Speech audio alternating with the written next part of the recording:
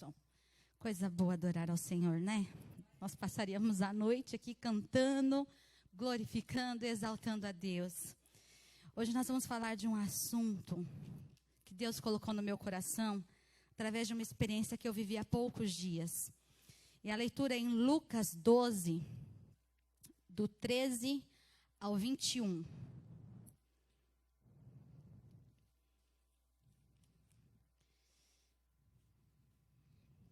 Diz assim a palavra de Deus. A parábola do rico insensato.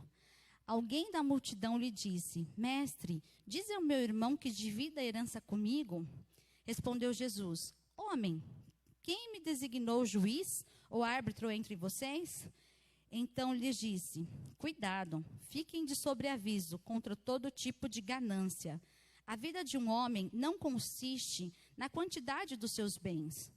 Então lhes contou esta parábola. A terra de certo homem rico produziu muito. Ele pensou consigo mesmo: o que eu vou fazer? Não tenho onde armazenar a minha colheita. Então disse: já sei o que eu vou fazer. Vou derrubar os meus celeiros e construir outros maiores. E ali guardarei toda a minha safra e todos os meus bens. E direi a mim mesmo: você tem grande quantidade de bens, armazenado para muitos anos. Descanse, coma, beba e alegre-se. Contudo, Deus lhe disse: insensato, esta mesma noite a sua vida será exigida. Então, quem ficará com tudo que você preparou? E assim acontece com quem guarda para si riquezas, mas não é rico para com Deus. Feche os seus olhos, vamos pedir para o Senhor falar conosco. Pai, em nome de Jesus, eu me coloco aqui diante da tua presença, com humildade no meu coração, para te pedir, ó Deus, que todo o meu eu caia por terra, mas que o Senhor possa me usar, ó Pai. Que o teu Espírito Santo tenha liberdade de falar aos nossos corações de uma maneira tão clara, que nós possamos entender, ó Deus, aquilo que o Senhor espera de cada um de nós. Fala conosco, fala com os teus filhos, abasteça a nossa vida, nos dê instrução, ensinamento, tudo dentro da tua palavra, Senhor, em nome de Jesus. Amém. Você pode se assentar. Essa parábola, ela é uma parábola um pouco pesada, né? Quando a gente para analisar ela da forma que ela está aqui escrita para a gente. Ela relata a preocupação de um homem que ele pensou em juntar bens para si. A vida dele foi juntar bens para si, para que ele tivesse dinheiro, conforto, que ele ficasse bem por muitos e muitos anos. Então ela relata essa preocupação somente com a própria vida dele. E aí eu vou fazer uma outra leitura aqui em Tiago, e eu vou te pedir também, vocês que têm pedidos de oração, que no final a gente vai orar. Se você já quiser ir enviando os seus pedidos, que a gente vai orar por vocês, cada pedido que for feito. E aí eu vou fazer uma outra leitura aqui em Tiago. Peraí, deixa eu só. Tiago 4,14, que diz assim: vocês nem sabem o que acontecerá amanhã. Que é a sua vida? Vocês são como uma neblina que aparece por pouco tempo e depois se dissipa. Essa passagem compara a gente com uma neblina que às vezes a gente pega numa estrada e ali ela é rapidamente, daqui a pouco ela desaparece. O sol começa a aparecer e aquela neblina vai embora. A nossa vida, irmãos, ela é muito curta, ela é muito rápida. Eu não sei, mas eu me sinto jovem ainda, mas eu já estou com 36, beirando 37 anos. E me parece que eu nasci ontem, assim, a vida passa muito rápida. E quando a gente se dá conta, às vezes a gente fala assim: puxa vida, eu já estou com essa idade e eu queria fazer ainda tantas outras coisas. E às vezes parece que a gente não tem tempo mais. Eu não sei vocês, mas eu sou uma pessoa que eu sou muito cheia de sonhos, de desejos. E aí às vezes eu fico pensando: meu Deus, é pouca vida para tudo que eu quero fazer. É pouca vida. Eu precisava de umas 3, 4 vidas aí para realizar tudo que eu tenho vontade. Mas a nossa vida, ela passa muito rápido. E aí a gente, quando para analisar essa parábola aqui, ela mostra um homem que ele viveu em prol de si mesmo. Ele viveu pensando em si mesmo. Sabe, nós estamos vivendo um momento, que vocês sabem que toda mensagem eu falo, da pandemia, mas não tem como não falar de algo que está acontecendo no nosso dia. E aí uma pesquisa que foi feita agora, nos resultados da pandemia, mostrou, você sabia que a Porsche, que é uma marca de luxo de veículos, ela aumentou as suas vendas em mais de 60% nessa época, nesse período? Imagina, irmãos, quanto custa uma Porsche? E ela aumentou em mais de 60%. E você sabe o que é isso? É medo de morrer. Porque a pessoa guarda dinheiro, e chega uma hora que ela fala assim, nossa, eu preciso comprar aquele carro dos meus sonhos, porque se eu morrer, eu nem desfrutei. Então, assim, muitas pessoas reformaram as casas, sabe? Fizeram o que tinha que fazer. Eu, pelo menos lá em casa, aproveitei o Daniel para fazer tudo o que precisava fazer lá em casa, aproveitando o tempo que ele tinha em casa. Tudo que tinha, sabe, que precisava dar uma consertadinha. No nosso caso, não foi medo de morrer, não. Foi para aproveitar o tempo mesmo. Mas teve pessoas que tiveram medo. Tem muitos materiais de construção, resultado da pandemia, que não tem mais material, acabou. As pessoas quiseram, sabe, passar a vida ali guardando, e de repente elas falaram assim, nossa, eu vou morrer, eu nem reboquei minha casa. E aí ela correu para rebocar, correu para pintar. Ela teve aquele medo. E aí, irmãos, o que eu quero dizer aqui, que a gente tem um hábito de cuidar de tantas coisas, né? Mas às vezes, num momento assim, que a gente precisa parar para ver o que realmente a gente precisa cuidar, a gente não faz isso. Então, hoje, Deus está trazendo a gente para essa reflexão, para a gente pensar assim, o que a gente tem cuidado de verdade? O que a gente tem feito de verdade? Eu não estou aqui para te dizer que você não deve se preocupar com o seu futuro, que você não deve se preocupar em guardar quando você chegar numa certa idade. Eu não estou aqui para te dizer isso. Mas eu estou aqui porque eu entendi através dessa passagem que nós precisamos também se preocupar com o nosso próximo. Que nós devemos também saber se alguém do nosso lado está necessitado. E não apenas guardar para a gente, juntar para a gente, se preocupar somente com o nosso Porsche. E não se preocupar se de repente o nosso vizinho, o nosso amigo, a nossa família está precisando de algo. Porque muitas vezes, irmãos, a gente tem pessoas do nosso lado morrendo, passando necessidade, dificuldades, e a gente faz vista grossa. A gente não deixa o Espírito Santo tocar no nosso coração para a gente, de fato, viver o cristianismo, viver aquilo que Cristo espera de cada um de nós, que é o amor ao próximo. Eu não tenho nada contra coaching, ao contrário, eu gosto demais, eu acompanho vários coachings, eu tenho vontade de um dia me tornar uma, mas eu vou dizer algo para vocês. O coaching hoje, irmãos, ele tem trazido uma teoria de que você é mega importante, de que você pode todas as coisas, de que você tem que realizar todos os seus desejos. Mas quando a gente pega, se a gente usar o coach com a Bíblia vai te dizer assim, negue a si mesmo, mata o seu eu, abandone tudo, larga tudo pelo Evangelho de Cristo. Sabe, quando a gente para analisar aquilo que verdadeiramente o Evangelho nos ensina, é tão contra as teorias que têm se levantado, é tão contra aquilo que às vezes a gente está tão envolvido, inserido, e a gente não consegue ver. O Evangelho de Cristo, irmãos, é amar a Deus sobre todas as coisas, e ao nosso próximo como a nós mesmos. É olhar para o outro e pensar assim, se fosse eu, se fosse comigo, se fosse a minha mãe, se fosse a minha família. Sabe, tem pessoas que faleceram nessa pandemia e às vezes na nossa família não aconteceu. Amém, glória a Deus. Mas às vezes a gente fica indiferente.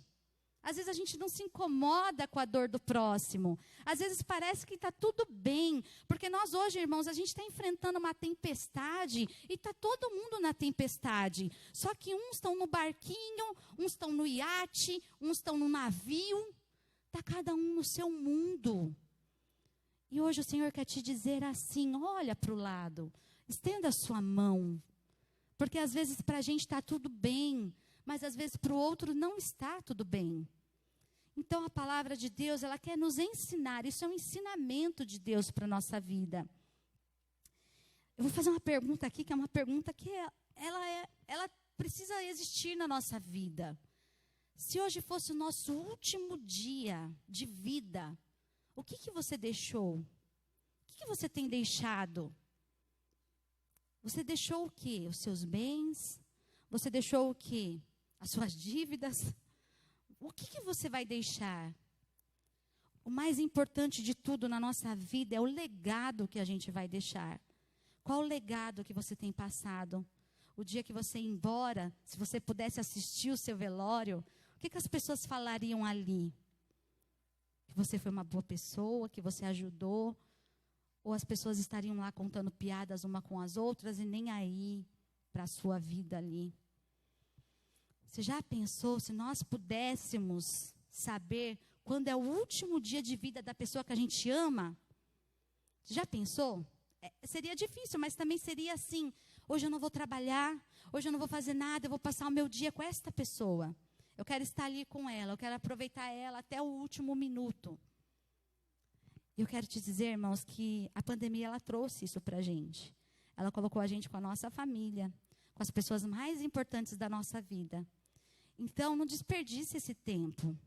Ontem mesmo eu falei assim, eu sou tão grata por essa quarentena, porque eu tenho vivido coisas com meu filho que eu nunca tinha vivido. Ele vai para o berçário desde os 4 meses. Então, muitas coisas dele eu não pude ver, eu não pude conviver. Eu pegava ele sempre 8 horas da noite, na hora já da gente tomar banho e dormir. E o pouco tempo que eu tenho é sempre no final de semana, que é muito rápido. Então, hoje, eu estou ali trabalhando, eu olho, eu vejo ele com os brinquedos, brincando ali do meu lado. E o tempo todo ele vem e me abraça. E ele fala que está amando ficar comigo, que está amando ficar em casa. Ele não quer nunca mais voltar para a escola. Ele está amando viver isso. Mas eu agradeço a Deus.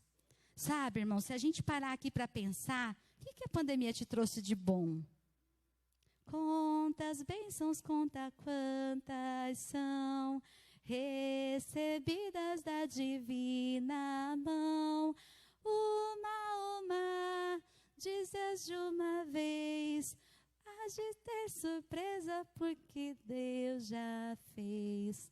A gente tem muita bênção para contar, irmãos. Às vezes a gente foca tanto num cenário ruim, às vezes a gente foca tanto em coisas que não estão indo bem, mas se a gente parar para olhar para o que está bom, para as coisas boas que Deus tem nos proporcionado. Eu acabei de dizer, né? Olhar para o lado e falar, você está vivo, aleluia!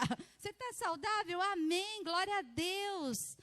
Poder ter a nossa família, o hábito de cuidar do que verdadeiramente vale, do que verdadeiramente é importante. A mensagem de hoje, o tema dela é nas turbulências, confie no piloto. Por que eu quero compartilhar esse tema? Há mais de um ano atrás, em setembro do ano passado, eu me programei para uma viagem. Ela aconteceria em abril. Comemoração do aniversário do Nicolas e comemoração do aniversário do Daniel e comemoração do meu sobrinho que faz aniversário na mesma data e comemoração da minha sobrinha que fez 15 anos. Então, a gente fechou um pacote para viajarmos juntos. Quem me conhece, eu não sou nada empolgada, nada animada para essas coisas. Então, imagina, gente, o roteiro que eu criei. Todos os detalhes da viagem, todos os passeios que a gente ia fazer, as camisetas que eu mandei fazer, porque nós íamos viajar junto, nós íamos comemorar o aniversário deles, a minha sobrinha que ia fazer 15 anos, os meus sobrinhos que voariam de avião pela primeira vez. Então, para mim, aquilo ia ser assim um espetáculo. E aí eu criei aqui um cronograma, que eu comecei a contar dias da data da viagem. Aí eu criei o nosso grupo e eu mandava, gente, falta 665 dias. Gente, falta 572. E todos os dias eu mandava quantos dias faltava para a gente viajar. E aí chegou abril. E chegou a pandemia, e os aeroportos fecharam, e o parque que nós íamos fechou, e tudo parou, e nada ia acontecer. E aí, da mesma forma que eu me empolgo muito, eu também sei me desempolgar e reprogramar a rota. E aí eu falei para eles, bom, agora vamos aguardar, quando as coisas voltarem, a gente vai. Né? Agora é hora da gente se cuidar e esperar, quando a vida voltar, a gente vai. E aí a gente passou os meses, mais de um ano, programando tudo, né? E aí quando chegou em setembro, a gente conseguiu reagendar para setembro a viagem, a gente conseguiu reprogramar para essa data em setembro. E o Nicolas, gente, ele ama andar de avião. O Nicolas, ele ama. Quando ele sabe que ele vai andar de avião, ele fala assim, uau, é o máximo. E ele ficava dando risada dos meus sobrinhos, vocês vão ficar com medo, é muito legal, não sei o quê. E os meus sobrinhos estavam com bastante medo, inseguros. E a gente fez a viagem, graças a Deus, fomos super bem. Passeamos, nos divertimos, a viagem aconteceu como a gente havia programado. E aí, na volta, na hora que a gente começou a arrumar as coisas para ir para o aeroporto, o Nicolas teve uma crise de choro. E ele falou assim, mamãe, por favor, vamos para casa de carro? Aí eu, ai, Senhor Jesus. Eu falei, Nicolas, o que é isso, filho? A gente vai de avião. Não, mãe, por favor, mãe, pede para alguém pegar a gente, levar a gente de carro para casa. Eu não quero entrar nesse avião. E aí eu falei, Jesus Cristo. Aí me deu um frio na espinha. Aí o meu sobrinho falou assim, ó, isso é Deus falando com a gente. Vamos escutar. E aí eu fiquei assim, eu falei, não, Nicolas, é bobeira, filho, você não tem medo, você gosta. É legal, você não fala que é legal? Gente, sério, as lágrimas caíam no rosto dele. Do hotel até o aeroporto, ele foi chorando. Mãe, as perninhas tremiam. E ele falava, não vamos entrar nesse avião, mãe. Não vamos entrar nesse avião. Aí eu pensei, Senhor, será que eu mudo esse voo, né? Será que há algum aviso? Aí eu falei, gente, não, vamos embora. Senhor, cuida da gente, vamos embora.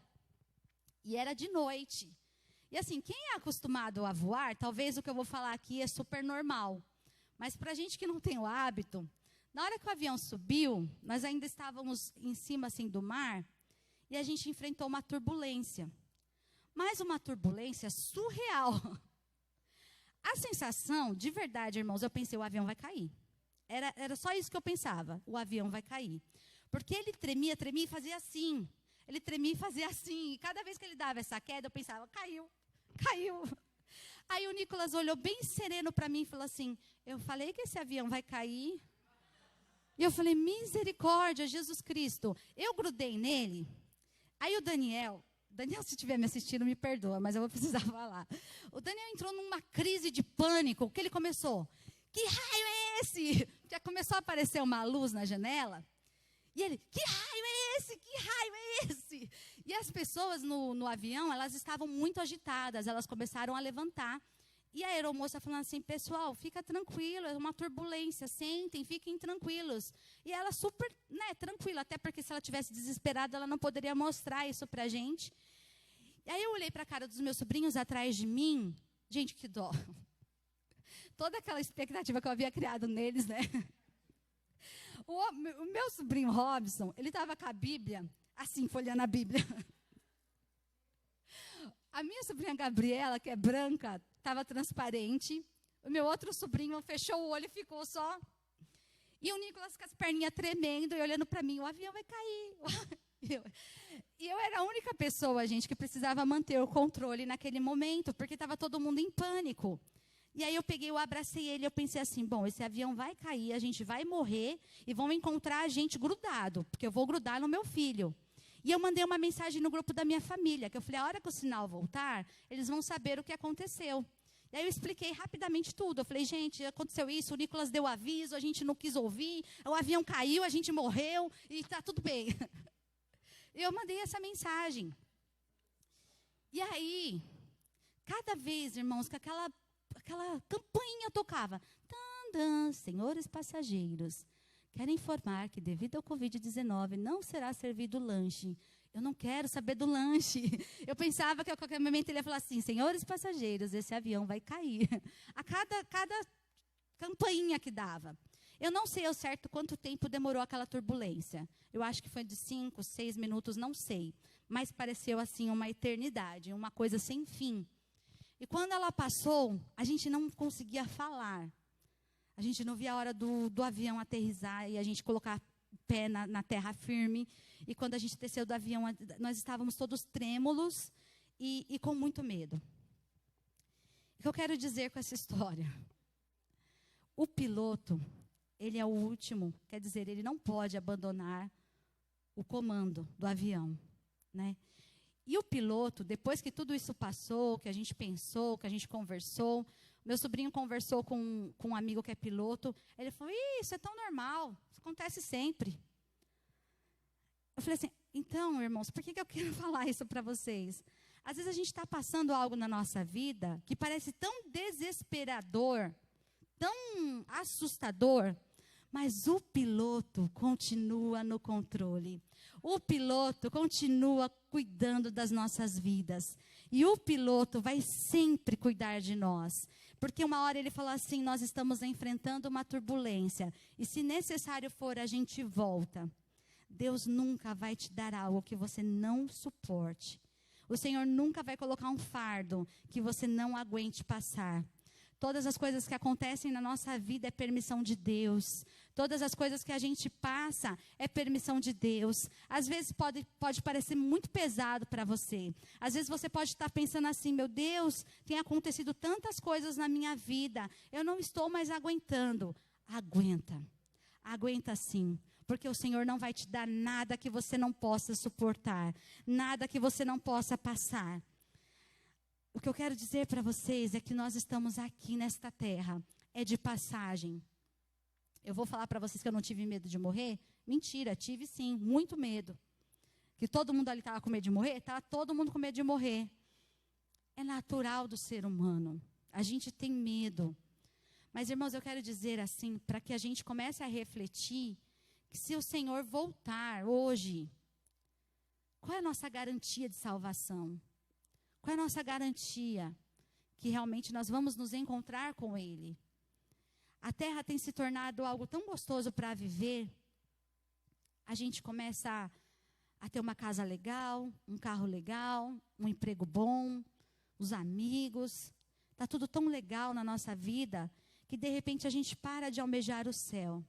De repente a gente para de acreditar que Jesus vai voltar. E Ele vai vir buscar a igreja dele. Ele vai vir buscar a sua noiva. E como é que está a noiva de Cristo? A noiva tem falado com o noivo? A noiva tem comunicado com o noivo? Se a gente passa o dia inteiro sem fazer uma oração, a gente não tem tido um relacionamento com o noivo. O noivo vem buscar a noiva. E ele vai casar com aqueles que se relacionam com ele. Com aqueles que ele conhece, com aqueles que ele tem intimidade, com aqueles que desenvolveram um relacionamento com ele. A gente nunca se casaria com um estranho.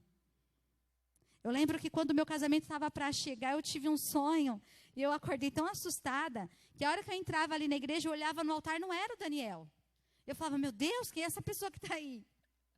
E aí eu falava assim, nossa, eu não vou mais casar, e eu desci a escada de volta. E aí, irmãos, é a ansiedade do casamento, aquela coisa toda, né? A gente sonha e tudo acontece. Mas o que eu quero te dizer é isso, o Senhor não vai casar com um estranho. Nós não nos casaríamos com um estranho. Você precisa se relacionar com o Senhor Jesus. Você precisa estar certo que se hoje for o último dia das nossas vidas, a gente vai acordar e encontrar com Cristo. Que essa vida aqui, ela é de passagem. Que a gente não precisa se acostumar com o mundo. Que, na verdade, a gente tem que estar inconformado mesmo com as coisas que andam acontecendo. A última mensagem que eu trouxe, eu falei, nós todos temos uma semente, todos nós temos um propósito, um chamado. O Senhor nos chamou para algo. No meio dessa, eu nem sei, gente, se eu estiver passando do tempo, me avisa aí. No meio dessa pandemia, eu como ser humano normal que sou, eu fiquei muito preocupada, porque eu precisei demitir muita gente. Eu precisei mandar embora muita gente, e isso doía tanto o meu coração, a cada ligação, a cada demissão, e eu pensava, meu Deus, o que vai ser da vida dessas pessoas? Teve um senhor que eu precisei demitir, gente, ele estava na empresa há 15 anos, um senhor. Eu precisei demitir ele por telefone. E a hora que o meu diretor falou que eu precisaria fazer aquela demissão, eu desliguei e eu comecei a chorar, e a chorar, e eu falei, como é que eu mando embora esse senhor? Não, esse senhor ele tinha que ter uma festa de despedida lá na empresa. A gente tinha que falar, obrigado por todos esses longos anos que você ficou aqui com a gente. Agora eu vou ligar para ele e falar, olha, não dá mais. Como é que eu faço isso? Aí eu chorei, não liguei para ele. Aí no outro dia liguei para o meu diretor e falei, eu não consigo mandar ele embora. Até porque, pensa num ser humano, num funcionário excelente. E aí eu pensava, como é que eu mando ele embora? E aí meu diretor falou assim, Cláudia, se você não consegue fazer isso, respira fundo, bebe uma água, mas você vai ter que fazer. Aí eu falei, legal, né? E aí eu tive que fazer. E assim, cada demissão que eu tinha que realizar ali era um sofrimento para mim. São pessoas, são seres humanos, são pessoas que precisam do emprego. E aí nisso eu comecei a me preocupar. E se eu perder meu emprego também? E se acontecer de repente até eu ter que ser mandada embora? O que eu vou fazer? Né? Qual vai ser a minha alternativa? No meio dessas preocupações, eu tive a excelente, brilhante ideia de lançar o Nicolas no mercado para ser um modelinho mirim. Uau! E aí eu cadastrei o Nicolas em algumas agências, e aí o Nicolas fez alguns trabalhos, e beleza, e legal. E eu pensei assim, bom, pelo menos o meu filho vai estar engatilhado em algo, o meu filho vai ter um trabalho, o meu filho vai ganhar um dinheiro, o meu filho não vai ficar nunca desamparado. Até que o dia que o Espírito Santo falou assim para mim, qual o propósito? Qual o propósito? Quando ele deu no meio, eu pensei, o propósito é ganhar dinheiro. E aí o Espírito Santo falou assim para mim, eu quero um propósito. Qual o propósito? A hora que o Espírito Santo falou isso para mim, irmãos, eu parei tudo. Todas as agências que ligavam eu não atendia mais, todos os testes que me ligavam eu não ia, tudo que acontecia eu não conseguia mais, porque eu não tinha um propósito. E aí eu falei para o Senhor, eu falei, Deus, coloca um propósito no meu coração. Eu não quero fazer as coisas apenas para me garantir aqui na terra, apenas para garantir o futuro do meu filho, apenas para achar que tudo bem, agora estamos seguros, legal, temos algo a ser feito, algo para garantir nossa vida financeira. Aí foi quando o Senhor Jesus tocou no meu coração a campanha, eu acredito que alguns de vocês já tenham visto, que a minha vovó tem câncer. Essa campanha o Senhor tocou no meu coração, porque a minha mãe faleceu de câncer e hoje a minha sogra está com câncer. Então, as duas vovós do Nicolas com câncer. E aí, graças a Deus, a minha sogra está num hospital bom, que está sendo tudo bem, está tudo encaminhado, direcionado. Mas eu sei que existem pessoas que passam dificuldades, que passam necessidades, que às vezes precisa comprar um remédio e não tem como comprar. Às vezes precisam usar uma fralda, precisam de uma roupa, precisam de um alimento. Estão enfrentando essa doença e não têm apoio. E aí, quando Deus colocou essa campanha no meu coração, eu falei assim, Nicolas, filho, vem cá que a mamãe vai te explicar algo. Eu comecei a conversar com ele sobre isso. Falei, filho, daqui para frente, toda foto que você fizer, todo teste que você fizer, tudo que você fizer, essa verba vai ser destinada para uma campanha. Eu não quero mais que nada venha para a gente. Tudo que a gente conseguir daqui para frente vai ser destinado para essa campanha. Eu ainda não sei qual vai ser a vovó que a gente vai ajudar, mas eu tenho certeza que o Senhor vai colocar no nosso caminho. E que se Ele não colocar, a gente também já tem um hospital, que eu já entrei em contato, que essa verba vai ser destinada para lá. Então, quando eu comecei a fazer isso, parece que, sabe, quando algo faz todo sentido na sua vida de novo? E aí eu falei assim, Deus, obrigado, Senhor, porque às vezes a gente quer seguir um rumo, um caminho, mas o Teu Espírito Santo pega, a gente faz assim, opa, é por aqui, e coloca a gente no rumo de novo. E aí eu agradeci ao Senhor. E hoje eu quero deixar esse legado para o meu filho, que ele pense no próximo, que ele ame o próximo, que a dor que eu vivi um dia, que é uma dor avassaladora, que ele possa se compadecer de pessoas que passem por isso. Que ele possa olhar e pensar assim, não, eu preciso ser útil na vida dessa pessoa. Porque eu tenho certeza que o Senhor não vai desamparar a gente em nada. O Senhor vai continuar nos abençoando, nos sustentando, não porque estou fazendo isso, mas porque Deus é bom. A gente acabou de cantar que Ele é bom e nada vai mudar Deus. Não são as minhas atitudes ou não as minhas atitudes que vai deixar Deus de ser bom ou não. Ele é bom. Então hoje eu quero te dizer assim, não se preocupe com as suas turbulências, com as turbulências que talvez você tenha passado. Confie no piloto. E a Bíblia é o único livro, é a única história que ela nos diz assim, e viveram felizes para sempre. Que o Senhor te abençoe em nome de Jesus.